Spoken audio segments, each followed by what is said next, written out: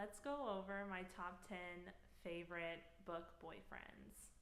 I had to make some cuts. It was hard, but here we are. Top 10.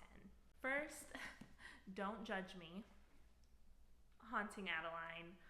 Now, I know he is very questionable, okay?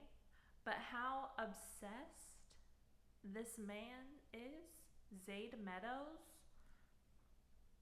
he can do no wrong in my eyes. When you want your man so obsessed, he stalks you. And if any man touches you, he cuts their hands off.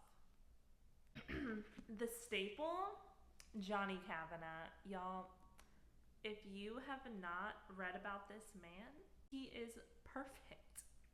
He is possessive, loyal, sweet, and a little dirty. Everything perfect wrapped in one. Some kids were calling his girlfriend. He literally does something so heroic in this book. I can't get over him.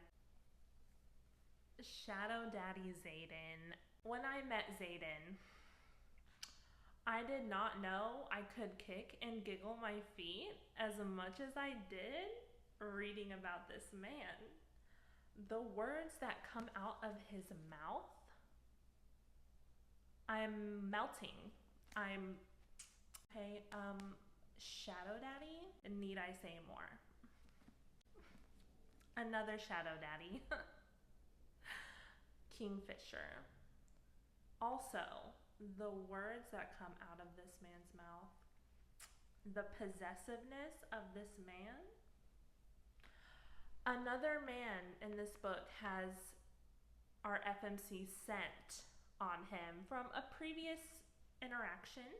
He forces this man to scrub himself raw to remove the smell of our FMC. That is how jealous this man is. Also, tattoos from his body transfer onto our FMC during spicy time. Scarred. This is a standalone. Tristan, the Scarred Prince. Unhinged. Filthy man. Obsessive. Will burn down cities for you. Oh my god. He has potential to be book husband. Takeshi Steele. You dark, broody man. He will go into a murderous rage if someone touches you, speaks to you, or looks at you wrong. This is book 1, but in book 2, some person is looking at her wrong and he says, you should not be allowed to look at something so beautiful, and plucks out his eyes from his head.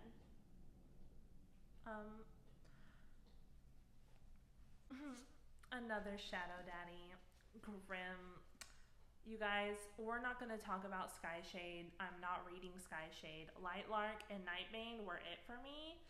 This man took 12 arrows in the back for her and carried her to safety with 12 arrows in his back. A group of men attack her. He asks her, which one left this mark on you? And she can't remember. And he says, okay, all of them. He kills the whole group of men. Doesn't matter if they touched her or not. They're dead. Give it to me. This man needs more hype. Khan. From When the Moon Hatched.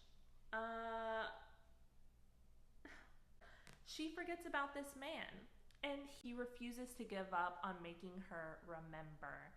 And this man will get on his knees for her. He worships the ground she walks on. He believed her to be dead, and now he will not let her go. She escapes from him. And she gets caught in this cult-like group. They start doing this ritual because supposedly she's this chosen one to them. She's come to save them. And so 2 warriors are supposed to fight to the death to marry her and have children with her. And so she's like, what the hell's going on? You're taking my choice away? I am not choosing these men. I do not know these men. Khan finds her. He agrees to fight one of these males for her, but not to marry her, okay, for her choice. And he cuts the head off this male and throws the head at her feet and says, it's your choice. This man needs more hype. Sam Keel, a literal god. He is, I believe he's still a little morally gray, but he's supposed to be the better of the two, better than the FMC. Our FMC is the morally gray one. But another man that worships the ground his woman walks on. He will literally rip apart the world for this woman. He does not care. She wears one of her friend's dresses that he has available to her. Sam Keel sees her and he's like, whose dress is that? And she's like, oh, my friend made it for me. And he's like, you're wearing his dress? I don't think so. So he creates a dress at the snap of his fingers that molds perfectly to her body because he does not want her to wear another man's dress that he provides for her. He says, no, I will make you a better one. And he did. He did. Last but not least, Lovely Bad Things, the trilogy, Professor Callum Locke.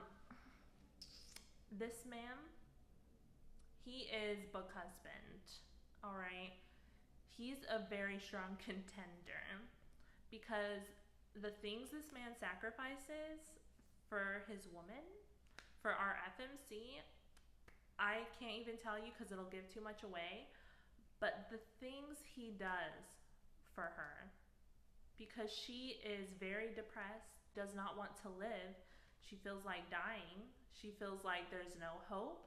This man creates things to happen for her so she does not think about that. He sacrifices so many things for her, and literally, you guys, he is enraptured by her. At the first moment he hears her laugh, he doesn't even have to see her. When he hears her laugh, he's done for. He's like, that's it. She's my muse. The words that come out of this man's mouth. He's a philosophy professor, so his words are very nice. I highly recommend the audio. And also another man that will go into a murderous rage. If someone tries to disrespect or undermine you, or touch you or look at you wrong, this man is feral. He is upset. He's like, how dare you make her feel this way? How dare you touch her? He wants to kill them. There's just something about that, you guys. I cannot get enough of that. Y'all need to read about this man. This series is a mindfuck, but good God almighty. His words. So those are my top 10 book boyfriends. I still have not read many series where there are some top contenders, so we shall see if this changes next year. I do not know. Do you guys have a book boyfriend that I have not read about? I would love to know. I need more to my list. It's never ending, but these are my top 10.